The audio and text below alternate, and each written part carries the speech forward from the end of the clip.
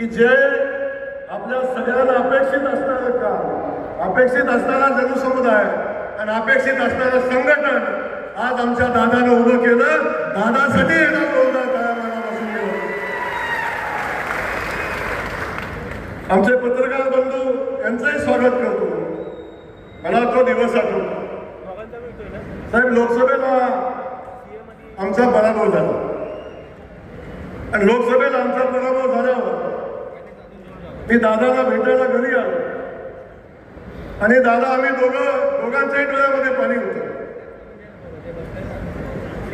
आणि पराभवाचं विश्लेषण साहेब आम्ही केलं.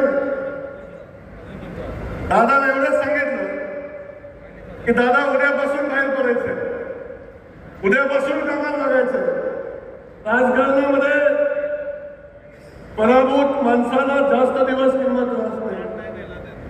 आपल्याला हा पराभव धुवून काढायचा असेल तर आपल्याला विधानसभेची निवडणूक जिंकायची आणि त्या दिवशी साहेब दादा बाहेर पडले. निवडणुकीच्या पराभव झाल्याच्या तिसऱ्या दिवशी दादा बाहेर पडले आणि त्यांनी सुरुवात केली आणि बघता बघता सगळ्यांना अशक्य वाटणार, आपल्या सगळ्यांना अशक्य वाटणारा विधानसभेचा विजय दादांच्या नेतृत्वाखाली सचिन दादांनी मिळवला आणि खऱ्या अर्थानं फलटण स्वतंत्र झालं. फलटणच्या जनतेला स्वतःचं मत मांडण्याचा अधिकार मिळाला आणि त्यासाठी आपण सगळ्यांनी जो संघर्ष केला त्याला खऱ्या अर्थानं यश आलं.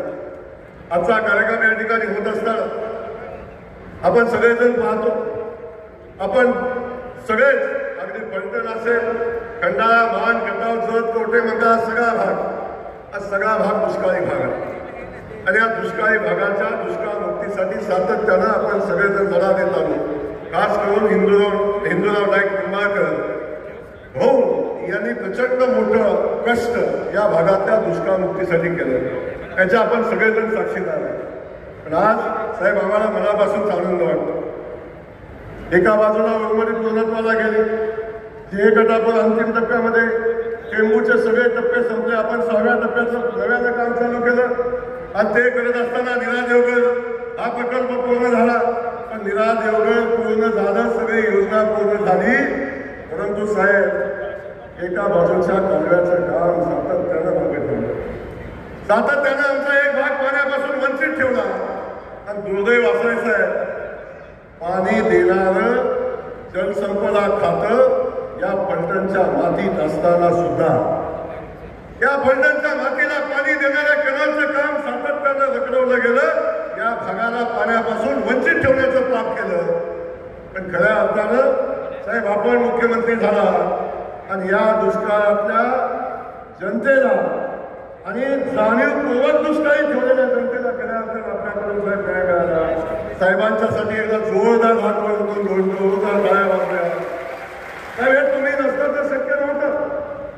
देवेंद्र फडणवीस साहेब महाराष्ट्राचे मुख्यमंत्री झाले नसते तर कदाचित ही कामं पूर्णत्वाला गेली नसती. आमचा मान खटाव दुष्काळ मुक्तीकडे गेला नसता आणि सगळा दुष्काळी पट्टा दुष्काळ मुक्तीकडे गेला नसता. त्यामुळे साहेब आपल्याला मनापासून धन्यवाद देईल. रणजित दादाचा पाठपुरावा साहेब मला खासगीत म्हणायचे काय बाबा एकदा डोक्यात घेतलं की सोडतच नाही. आणि दादानी सातत्यानं त्याचा फॉलोअप केला, सातत्यानं ते कामाच्या पाठीशी उभे राहिले, कामाच्या पाठीशी राहिले. आणि आपण सगळेजण बघतोय की आज हा सगळा भाग दुष्काळ जाताना आपण सगळेजण बघतोय. त्यामुळे या सगळ्या परिस्थितीमध्ये साहेब प्रचंड मोठा संघर्ष दादानी केला, प्रचंड मोठा संघर्ष आम्ही केला. साहेब सातत्यानं सत्ताधारी आणि प्रस्थापितांच्या विरोधातल्या लढाईचा संघर्ष आम्ही अनुभवला. साहेब माझ्यासारखा एक सामान्य कार्यकर्ता जेव्हा समाजसेवेमध्ये काम करतो, राजकारणामध्ये काम करतो, साहेब काय माहिती नाही, परंतु संकटावर सोबत लढण्याची शक्ती आम्हाला या मानगटावच्या फलटणच्या मातीतच आम्हाला आहे. त्यामुळे संघर्ष झाला नाही तर झालेल्या कामात कधीच आनंद मिळत नाही. त्यामुळे संघर्षातनं जो झालेलं काम असतं, संघर्षातनं मिळालेलं पाणी असतं, संघर्षातनं मिळालेला विजय असतो, त्याचा जो आनंद असतो याच्यापेक्षा वेगळा कुठलाही आनंद असू शकत नाही. म्हणून सातत्याने आम्ही संघर्ष केला साहेब. आणि या संघर्षाचं फलित म्हणून आज माझ्यासारखा एक सामान्य कार्यकर्ता साहेब, एका शेतकऱ्याचं पोरगं, एका रेस्टिंग दुकानदाराचं पोरगं, साहेब बघता बघता 4 वेळा आमदार झालं, आपण आशीर्वाद दिले, सातत्यानं संकटात आमच्या पाठीशी आपण उभा राहिला आणि आज एका सामान्य घरातल्या मुलाला राज्याचा ग्रामविकास खात्याचा मंत्री म्हणून काम करायची संधी आपण साहेब दिली आणि आम्ही जनतेच्या सेवेमध्ये साहेब आपल्या आशीर्वादामुळे जनतेची सेवा करतो. साहेब आपल्यासारखं नेतृत्व या महाराष्ट्राला मिळालं म्हणून आज महाराष्ट्रामध्ये माझ्यासारखी असंख्य मुलं आहेत की ते राजकारणामध्ये साहेब कधीच यशस्वी झाली नसती, किंबहुना कधी त्यांना राजाश्रय मिळाला नसता, कायम संघर्ष करायला लागला असता. साहेब आपल्या आशीर्वादानं आमच्यासारख्या युवकांना आज काम करण्याची संधी मिळते म्हणून मिळालेल्या संधीचं सोनं करण्याचा प्रयत्न सातत्यानं साहेब आम्ही केला. आणि या ठिकाणी आपण बघतो हा जनसमुदाय बघितल्यानंतर साहेब अनेक लोकांची झोप तर अगोदरच उडालेली आहे. साहेब रामायण झालं, महाभारत झालं, अनादी कालापासून जी युद्ध झाली त्या प्रत्येक युद्धाला एक शकुनी मामा कारणीभूत होता. असाच एक शकुनी मामा फलटणमध्ये पण साहेब आहे. षडयंत्राशिवाय दुसरं कधीच काय सुचलं नाही. सातत्याने षडयंत्र काल सुद्धा साहेब काल सुद्धा कालच्या प्रकरणाशी दादाचा दूरपर्यंत संबंध असताना काल सुद्धा ह्या माणसाला त्याच्यामध्ये गोवण्याचं काम, त्याच्यामध्ये ओढण्याचं काम, त्याच्या मागं मीडिया लावण्याचं काम सातत्याने साहेब करत आहे. पण मी सातत्याने सांगितलं षडयंत्रकारी कधीही जिंकला नाही. षडयंत्रकार्याला मिळालेलं जे समाधान षडयंत्रात असतं ते तात्पुरतं असतं, ते कधीच चिरकाल टिकत नाही. म्हणून या षडयंत्रकारी माणसाला आज घरी बसायला लागलंय, वारंवार साहेबांच्या दारात जाऊन बसायला लागतं. त्याला कारण तेच आहे. साहेब सातत्यानं आम्हाला सांगतात सबुरीने घे जे काम, सातत्यानं साहेब तुम्ही आम्हाला थांबवले. साहेब तुमचा आमच्यासाठी तुमचा शब्द तुम्ही उद्या सांगितलं सगळं सोडतं, सगळं सोडायची तयारी आहे. पण साहेब एक गोष्ट मी आपल्याला सांगेन, जिवंत माणसाची खोड जोपर्यंत स्मशानभूमीत जाईपर्यंत जात नाही ती घोर कधीच जाणार नाही, सातत्यानं होत जाणार. साहेब सातत्यानं आम्ही संघर्ष करत राहू. आपण जोपर्यंत सांगताय तोपर्यंत संघर्ष करत राहू, त्याच्यामध्ये आम्ही कुठं कमी पडणार नाही. पण या ठिकाणी बाकी सगळ्या गोष्टी बाजूला ठेवू. आजचा दिवस आपण वेगवेगळ्या कारणासाठी किंवा कुणावर तरी बोलून घालवा असा नाही. मला मनापासूनच आनंद आहे. आज अनेक योजना मार्गी लागल्या.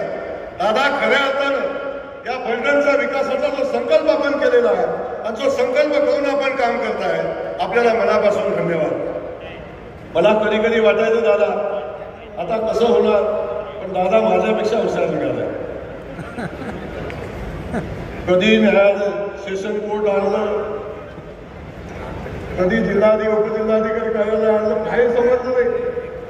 असंख्य प्रकल्प या भागामध्ये दादाने आणलं, MIDC आणली, या भागातल्या सगळ्या प्रश्नासंदर्भात त्या माणसाने लढाई केली. रेल्वेचा प्रश्न मार्गी लावला, कधी कल्पना केली नव्हती कुणी. अशा सगळ्या प्रश्नाला न्याय देण्याची भूमिका दादा आपण घेतली. एका युवकाला आमदार म्हणून काम करण्याची संधी आपल्या सगळ्यांच्या आशीर्वादाने मिळाली आणि त्या माध्यमातून आपण दोघं मिळून आता या भागाचा विकासाचा संकल्प करून काम करताय. मी दादा सातत्यानं आपण दोघं मित्र आहोत, आपण बंधू आहोत. सातत्यानं एकमेकाच्या दुःखात संकटात जेव्हा कधी संकट आलं, कधी सुखात आम्ही कमी असो, जेव्हा कधी संकट आलं तेव्हा त्या संकटात आम्ही सातत्यानं सोबत राहिलो आणि म्हणून आज आम्ही सगळेजण या ठिकाणी पोहोचलोय. आपल्याला एवढंच सांगेन, आणि हा दादा जर खासदार असता तर माझ्या जागेवर दादाच मंत्री असता. ठीक आहे, ते घडलं ते घडलं, पण ही लढाई इथं थांबणार नाही. आता फक्त लढायला सुरुवात झालेली आहे. आपला जो मनामध्ये संकल्प आहे तो संकल्प आपण पूर्ण करूया, एवढंच आजच्या दिवशी सांगेन.